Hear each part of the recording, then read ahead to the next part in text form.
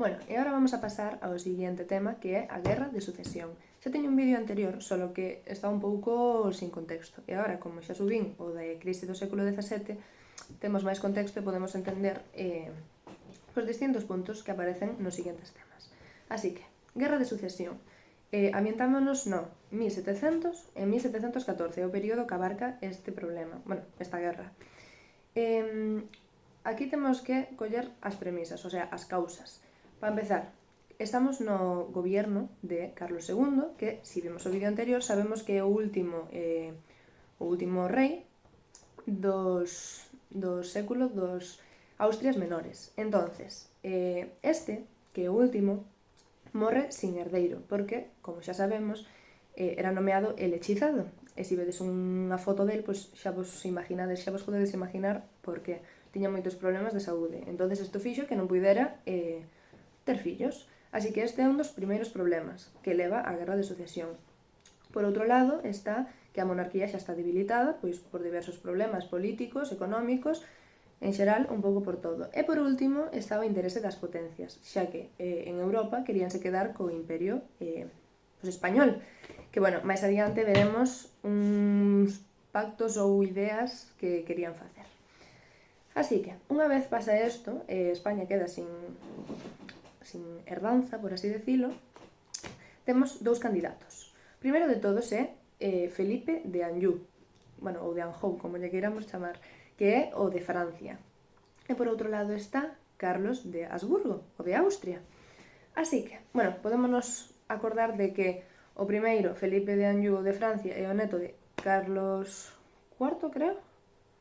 Bueno, non vos fiades desto. E despois, Carlos de Habsburgo, este sí, era o fillo do Leopoldo I. Xuraría que sí, pero isto non me fagades moito caso. Entonces, unha vez temos isto, temos que saber unha cousa anterior, que é o que comentei fai un minuto. As potencias queren repartir o Imperio Español, xa que, queiras que non, por moitos problemas que teña a monarquía, non deixa de ser unha dos territorios máis amplios e máis importantes da época. Entonces, diversos países como Francia, como Inglaterra e como todos querían repartilo e estaban falando entre eles para poder repartir este imperio entre eles. Entonces Carlos entérase desto, porque en teoría era un secreto, pero acabase enterando, porque xa se sabe que todo se sabe, ¿no? Como quedou eso. Entonces dice Carlos, vale, non quero isto, o sea, non quero que se repartan o meu imperio e se perda a hexemonía deste, vou a declarar como rei, como sucesor, a Felipe, é dicir, o de Francia. Aínda que isto vamos a ver agora que non lle fixo demasiada gracia ás potencias europeas e máis a parte da península, pero bueno, eso son outras cousas. Ahora seguimos. Bueno, seguimos. Sabemos que por moito que Carlos declarara como herdeiro a Felipe, Carlos, o de Habsburgo, dice, no, no, reclamo a miña coroa, e aí é cando empeza a Guerra de Sucesión, no 1701. Hasta aí bien, ahora seguimos. O conflicto internacional. Sabemos que Felipe, o de Francia, está apoiado basicamente pola coroa de Castela, o sea, polo territorio de Castela e máis Navarra. E por outro lado, pois por todo Francia. Mentres que Carlos o de Habsburgo está apoiado por Inglaterra, Portugal, como se chama? O xermánico. Bueno, Alemania. Todos estes, e ademais a coroa de Aragón. Por un lado, as potencias europeas non querían que se xuntaran polo feito de que tiñan medo de que se xuntaran Francia máis España e farían o imperio máis grande da época e podría desequilibrar o equilibrio de Westfalia, que fora algo que escribiran ou que asignaran ou non sei o que, moi ben. Mentres que a coroa de Aragón non quería isto mismo, por que? Pois porque tiñan medo a que implantara un gobierno absolutista e, ademais do absolutista, quitara os foros e máis as cortes. Isto Felipe o de Francia. Así que, por un lado estamos na zona internacional e polo outro lado estamos na zona nacional, é dicir, dentro da propia península. Na zona internacional, pois en Europa, Carlos de Habsburgo, o de Austria, fixo, o sea, creou a Santa Alianza, perdón, a Gran Alianza contra Felipe V. E esta, pois, queiras que non, tiña gran poder ou gran chamadillo que queirades e gañaba a Carlos. O sea, gañaba a Felipe. Carlos gañaba a Felipe na zona internacional, mentres que na zona nacional, é dicir, en España, as tropas de Felipe de Francia estaban ganando as de Carlos. Así que estábamos aí nun enfrontamiento. E ademais, na península española, na batalla de Almansa en 1707, é cando derrota as tropas de Carlos. Así que quedámonos con zona internacional. Carlos de Habsburgo, Austria, gana a Felipe Francia, e na zona España, península, Felipe gaña a Carlos de Austria. Aí estamos. Agora pasa unha cousa. No 1713, o irmán de Carlos, o de Austria, morre. Que quere dicir isto? Que quedou puesto aí libre de emperador de Austria. E dice Felipe, o sea, dice Carlos, pois esta é la mía.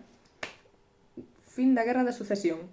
El marchou a gobernar Austria e xa lle quedou puesto libre a Felipe. Que pasa? Que unha vez acontece isto, o resto das potencias que eran aliadas con Austria dicen ui, non me interesa que ahora se xunte España máis Austria porque ao final vai pasar aí un cristazo.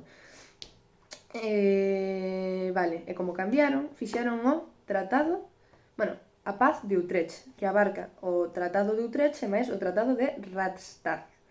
Por un lado está o tratado de Utrecht. Este é, declaran a Felipe V como rei de España, pero con varias condicións. A primeira de todas, non pode como aliarse, por así decirlo, con Francia. Despois, os territorios, danlle diversos territorios españois a Carlos, e por outro, tanto Menorca como Gibraltar van para Inglaterra. Isto é o tratado de Utrecht, que é en 1713. E agora, claro, hubo un problema, que Carlos, por moito que firmaran e por moito que tal, el seguiu loitando a ver se había suerte e se podía quedar con España. Que pasa? Que se fixo o Tratado de Rastatt en 1714. E aí xa acabou o conto. Pero bueno, Felipe ocupou todo en 1715 e iban poñendo os decretos de Nova Planta. Que quere dicir isto? Aínda que seguiran as tropas de Carlos danzando por España, Felipe derrotounas. Entonces, cada vez que as iba derrotando, iba abarcando máis territorio e chegou o territorio de Aragón. Que Aragón sabemos anteriormente que era o único que non apoiaba a Felipe. Entonces, cada vez que iban meténdose aí, iban declarando os decretos de Nova Planta. Que son estes? Pois basicamente quitan as cousas liberais, por así decilos, todas as institucións propias que había antes con Carlos, o de Austria, pois van as quitando e van quedando as de Felipe. E xa está. Olvidadevos deso de liberales, eso acabo de inventar un pouco. Quitade. E, bueno, todo isto leva a varias consecuencias. A primeira delas, hai un equilibrio entre Francia e Austria. Por outro lado, Inglaterra é a máis beneficiada, xa que sin comelo nin bebelo ten Gibraltar e máis Menorca, e por outro lado, España máis Portugal pois quedaron debilitadas por todo o proceso que acaba de haber, e aparte non deixan de ser 14 anos de guerra. Pois a verdade é que moito máis de aquí non hai. Agora vamos no seguinte tema a especificar máis os decretos de Nova Planta, bueno, pero este tema é fácil.